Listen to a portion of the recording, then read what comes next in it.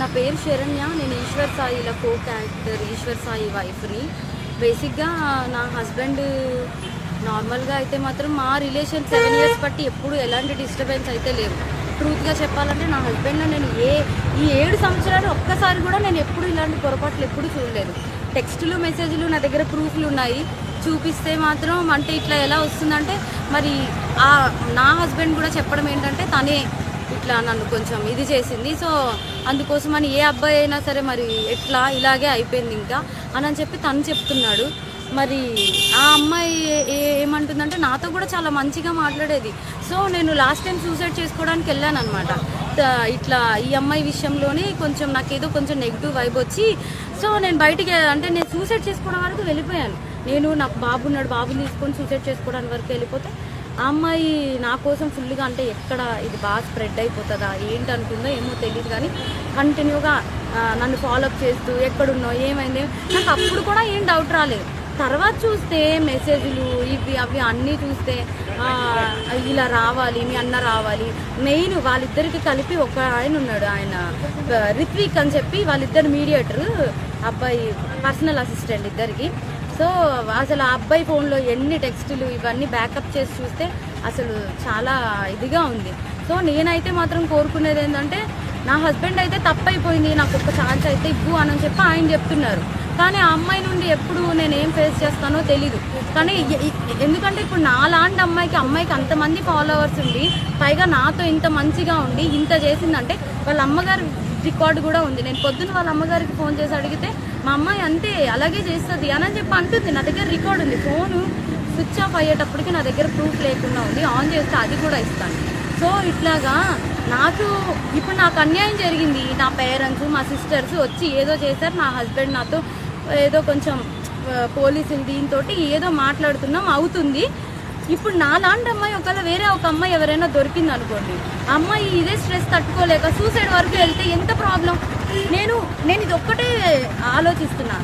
ఎవరైనా సూసైడ్ వరకు వెళ్ళారు అనుకోండి అప్పుడు ఎంత ప్రాబ్లం ఉంటుంది. ఆ అమ్మాయికి తెలుసు నాకు బాబుని కొనేటప్పుడు నేను ఎంత డిస్టర్బ్ అయ్యాను, చాలా హెల్త్ ప్రాబ్లమ్స్ ఎలా వచ్చాయి అమ్మాయికి అన్నీ తెలుసు. ఒక ఆడపిల్ల అయ్యి ఇంకో ఆడపిల్లకి అంత త్వరగా ఎలా మోసం చేస్తుంది. అది కూడా నా పక్కనే ఉండి మళ్ళీ ఈశ్వర్ నిన్ను మోసం చేయట్లేదు, నేను అలాగా నీకోసం ఏడుచు ఇంత చేస్తూ నా హస్బెండ్తో అసలు అది ఎట్లా ఉండగలుగుతుంది. నా హస్బెండ్కి డ్రింకింగ్ హ్యాబిట్ కూడా లేదు, అలాంటిది తను డ్రింక్ కూడా చేయించారంటే అసలు నాకైతే అర్థం కావట్లేదు. అసలు ఈ ఫోక్ ఇండస్ట్రీ అంటే నేను చాలా ఈయనకి మంచి వాళ్ళందరూ చాలామంది మాట్లాడుతుంటే అబ్బా చాలా ఇట్లా ఉంటుంది అట్లా ఉంటుంది అనుకున్నా కానీ ఇంత అన్యాయం నా వెనక ఇలా జరుగుతుంది అని చెప్పి నేను ఎప్పుడైతే అనుకోలేదు. నెక్స్ట్ ఇదేంటంటే ఇట్లాంటి అమ్మాయిని మాత్రం అసలు ఫోక్లోకి వీటిల్లోకి ఎంకరేజ్ చేయకూడదు. ఎందుకంటే ఇప్పుడు నా హస్బెండ్కి జరిగింది, రేపు అన్న రోజు ఇంకో హస్బెండ్ వాళ్ళ అమ్మగారే చెప్తున్నారు కదా డైరెక్ట్గా మా అమ్మాయి అంతే అని చెప్పి. సో ఇవన్నీ కొంచెం చూసుకొని కొంచెం ఫోక్లోకి తీసుకునేప్పుడు కూడా మనుషుల కోసం నేను మిగతా వాళ్ళని అనట్లేదు కానీ ఇట్లాంటి వాళ్ళని మాత్రం కొంచెం చూసుకోండి. కాపురాలు పోతాయి, చిన్నపిల్లల లైఫ్లు పోతాయి. అట్లా ఏం లేదు, నిజం చెప్తున్నాను కదా. మా హస్బెండ్కి డ్రింకింగ్ హ్యాబిట్ లేదంటే మీరు ఆలోచించండి. నా డెలివరీ దగ్గర నుండి ప్రతి ఒక్కటి నా హస్బెండ్ నన్ను పువ్వుల్లో పెట్టి చూసుకున్నాడు. ఏ రోజు ఇప్పుడు నా హస్బెండ్ విషయంలో 1 minute నేను ఆలోచిస్తున్నానంటే దీనికే. నా బిడ్డను కానీ నన్ను కానీ ఇంత కేర్గా చూసుకుని అబ్బాయి ఏమంటున్నాడు, ఇప్పుడు ఒక అమ్మాయి వచ్చి నా మీద పడిపోతే నేను ఏం చేస్తా, ఇప్పుడు ఒక షూట్లో ఉన్న వాళ్ళం మేము అంత క్లోజ్ అయిపోతుంటే నేను ఏం చేయగలుగుతా అంటున్నాడు. అప్పుడు నేను నా హస్బెండ్కి చెప్తున్నాను నువ్వు చేసింది తప్పు, మరి అమ్మాయి పడితే మరి నీకు తెలీదా, ఆబ్వియస్గా ఒక అబ్బాయి ఇప్పుడు నీకు పెళ్ళం బిడ్డలు ఉన్నారు నీకు ఆ మాత్రం తెలీదా అంటే ఇంకా అయిపోయింది ఏదో అయిపోయింది. కానీ ఆ అమ్మాయికి తెలియాలి కదా, ఒక ఆడపిల్ల మరి తనకి తెలియాలి కదా. సో నాకు ఇబ్బంది ఎక్స్ట్రా కోసం అయితే తెలీదు. కోప్ కోసం మాట్లాడితే మాత్రం చాలామంది మంచి వాళ్ళని అయితే నేను చూస్తూనే ఉన్నాను కదా, చాలామంది మంచిగానే ఉన్నారు. కానీ ఇలా పక్కనే ఉండి గొంతు కోసే వాళ్ళని నేను ఇప్పుడే చూసాను. పైగా ఆ అమ్మాయి ఇంత సెలబ్రిటీ లాగా అన్నిట్లో డీలో వీటిల్లో వాటిల్లో ఇంత వచ్చి ఒక ఆడపిల్ల జీవితం ఒక్కసారైనా ఆలోచించాలి. పైగా తనకి బ్రేకప్ కూడా అయింది. తను నాకు చెప్పుకొని కూడా బాధపడితే నేను అన్నాను మీ బాయ్ ఫ్రెండ్ మీకు ఇట్లా చేసినప్పుడు మీరు ఎట్లా అయితే బాధపడ్డారో అట్లాగే కదా అని చెప్పి కూడా అన్నాను కూడా. తనకి ఆ మాత్రం అసలు ఏవి గుర్తు రాకుండా ఇంత ఎట్లా చేసిందో నాకు అర్థం కావట్లేదు. ఎందుకంటే మీరు అనుకోవచ్చు ఇప్పుడు ఏంటి ఈ అమ్మాయి కోసమే చెప్తుంది వాళ్ళ హస్బెండ్ కోసం. నా హస్బెండ్ 7 years బట్టి నేను కాపురం చేశాను కాబట్టి తన కోసం నాకు తెలుసు. అది నేను చెప్పే తన కోసం నాకు తెలుసు. తను కూడా ఒకటే కదా అంటున్నాడు, మీద పడిపోతే నేను ఏం చేయగలుగుతాను అననే అంటున్నాడు. సో ఇదేం చెప్తున్నానంటే కొంచెం ఈ రోజుల్లో అమ్మాయిలతో కొంచెం జాగ్రత్తగా ఉండాలి. ఫ్రెండ్స్ ఇది అవి అని చెప్పి కూడా నమ్మద్దు. ఈ ఫోక్ వీటిల్లోకి అయితే మాత్రం ఫోక్ అనే కాదు, దేంట్లో అయినా సరే పంపించే ముందు ఒకసారి ఆలోచించుకోండి అంతే. అండ్ ఏం కాదు, జస్ట్ చెప్పాలంటే నా హస్బెండ్తో యాక్ట్ చేస్తూ ఉంటేనే నాకు అట్లా తెలుసు. ఎక్స్ట్రా ఫ్యామిలీ ఫ్రెండ్స్ ఇవేం నీడ్ ఇట్లాంటివి అయితే లేవు. సో నాకు తెలిసి అమ్మాయి నార్మల్ క్యాజువల్గానే నా హస్బెండ్ త్రూనే పరిచయం.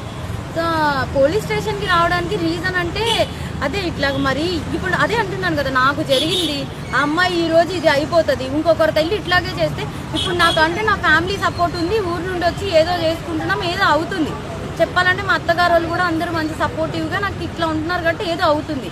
ఒకవేళ ఏ సపోర్టివ్ లేని అమ్మాయి అయితే ఇలా బిడ్డను పెట్టుకున్న అమ్మాయి చచ్చిపోయి ఉండేదే కదా. ఎందుకు అంతవరకు నేనే వెళ్ళాను సూసైడ్ వరకు? ఎందుకంటే నా దగ్గర మెసేజెస్ ఉన్నాయి. నేను నా హస్బెండ్కి చెప్పా 7 ఏళ్ళు బట్టి నీళ్ళు ఏ ప్రాబ్లం లేదు, ఇప్పుడు ఎందుకు వస్తుంది, అంత ప్రాబ్లం ఎందుకు అయింది ఏంటి అని చెప్పి నేను ఇన్ని మెసేజెస్ చేసిన. పొద్దున్న నేను ఫోన్ చేసినప్పుడు కూడా ఆమె ఏమనిందంటే, ఈశ్వర్ నాతో లేడు, షూట్లో ఉన్నాడు, నాకు రెస్టారెంట్ ఉంటే ఆ రెస్టారెంట్ అబ్బాయి కూడా కాల్ చేస్తే నాకు ఎందుకు ఉట్టిగా కాల్ చేస్తారు అని అంటే, ఇంత నటిస్తూ కూడా ఇట్లా చేస్తుంటే ఇంకొకరి జీవితం నాశనం అవ్వకుండా ఎట్లా ఉంటుంది చెప్పండి మీరే. ఇప్పుడు నేను ఒక మదర్ని కాబట్టి మదర్ ప్లేస్లో ఉంటే ఆలోచిస్తున్నా. ఇప్పుడు ఎన్నో సూసైడ్లు అవుతున్నాయి. ఇలాంటి వాళ్ళు ఉంటే అవ్వదా? ఇలా ఉంటే అవ్వకుండా ఉంటుందా? అమ్మో ఇట్లాంటి వాళ్ళు అసలు మస్తు డేంజర్, అసలు పక్కనే ఉంది. నేనైతే అసలు బిలీవ్ చేయలేదు అసలు ఇట్లా అని. షైబ్లోకి వెళ్ళి షాక్ అయ్యాను అసలు. అదే ఇట్లా రెడ్డి భవన్ అని చెప్పి ఆ ప్లేస్లోకి వెళ్ళి పట్టుకున్నాము. సో నేనేం చెప్తున్నానంటే అదే కొంచెం ఇట్లా అయితే కొంచెం చూసుకోండి.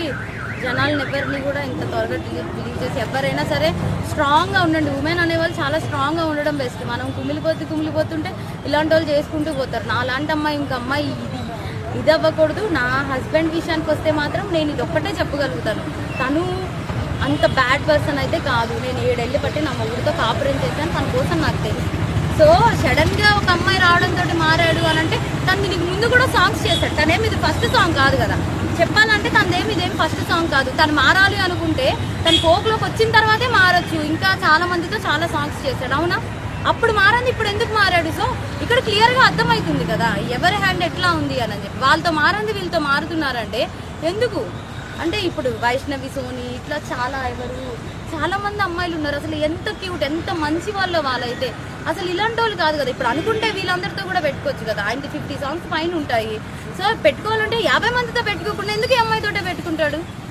అది మినిమం ఉండాలి కదా, ఆ అమ్మాయికైనా ఉండాలి కదా. అమ్మాయికి అక్క చెల్లెలు వీళ్ళందరూ కూడా ఉన్నారు. ఆల్రెడీ దానికి పాస్ట్లో బ్రేకప్ కూడా అయ్యి ఆమె ఇలా చేయడం, పైగా నా దగ్గర వీడియోలో అయితే అసలు ఆమెలో పశ్చాత్తాపం లేదు. అయ్యో ఒక బిడ్డ వాళ్ళ మదర్ని ఇలా మోసం చేశామని పశ్చాత్తాపమే లేదు ఎవరు.